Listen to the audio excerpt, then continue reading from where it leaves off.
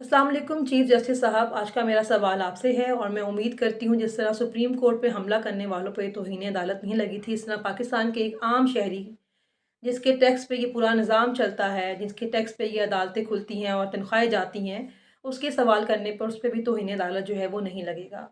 मेरा सवाल ये है कि जब पाकिस्तान की आम आवाम इंसाफ के लिए अदालतों के चक्कर लगाती है तो उसको सिर्फ तारीख पर तारीख दी जाती है, फिर वही आवाम जब मायूस होकर सड़कों पर निकलती है इंसाफ मांगने के लिए तो उसके ऊपर बगावत के पर्चे काट दिए जाते हैं।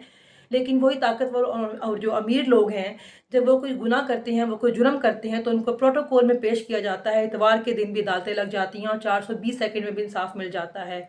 तो मुझे ये बताएं कि पाकिस्तान की आम आवाम जो है क्या वो इंसाफ के लिए मरने का इंतज़ार करे कि वो मरे तो अल्लाह की अदालत में जाके ज़ालिमों का गिरेबान पकड़े? और अगर एक आम पाकिस्तानी ने इंसाफ के लिए अपने मरने का इंतज़ार ही करना है तो ये अदालतों का क्या वजूद रह जाता है? इन अदालतों को बंद कर दें और ये ऐलान कर दिया जाए कि जो मुल्क का कानून है वो शरीफ और ज़रदारी या इस तरह के ताकतवर जो लोग हैं उनके कहने पर चलेगा। क्योंकि पाकिस्तान में कानून और आइन तो हमें नज़र नहीं आ रहा है। एक आम पाकिस्तानी जिसने एहतजाज किया, अपने हक़ के लिए बाहर आवाज़ उठाई, उसके ख़िलाफ़ आपके पास कोई प्रूफ़ नहीं है। 6 माह से हमारी ख़वातीन बेगुनाह जेलें काट रही हैं, अपने ख़ानदान से, अपने बच्चों से, अपनी फ़ैमिली से दूर हैं। क्यों?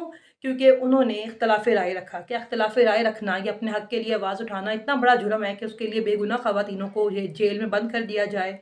जिस वक़्त आपने हलफ़ उठाया, आपने अपनी ज़ौजा को अपने साथ खड़ा किया, तो वो देख के हमारे दिल में थोड़ी उम्मीद पैदा हुई कि शायद अब ऐसा शख़्स आया है जो ख़वातीन को इज़्ज़त देना जानता है।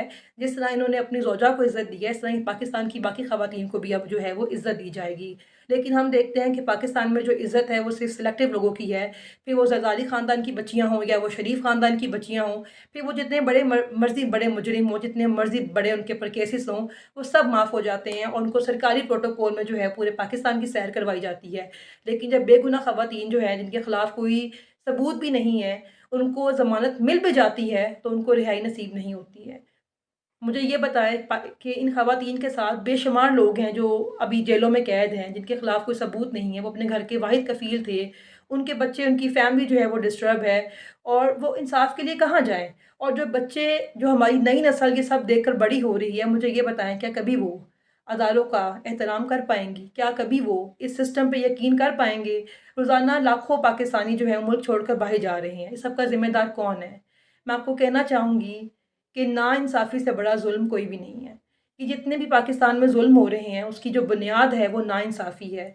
अगर सिर्फ़ जजेस अपने मनसब का लिहाज़ करते हुए आइन और कानून के मुताबिक फ़ैसला करना शुरू कर दें, फिर चाहे वो कोई बहुत बड़े ओहदे बैठा हुआ कोई शख़्स हो या एक आम चपरासी हो, जब आप इंसाफ़ करना शुरू करेंगे तो पाकिस्तान के अंदर अमन भी आएगा, खुशहाली भी आएगी और जो लोगों में अफ़रा-तफ़री है ये भी ख़त्म हो जाएगी।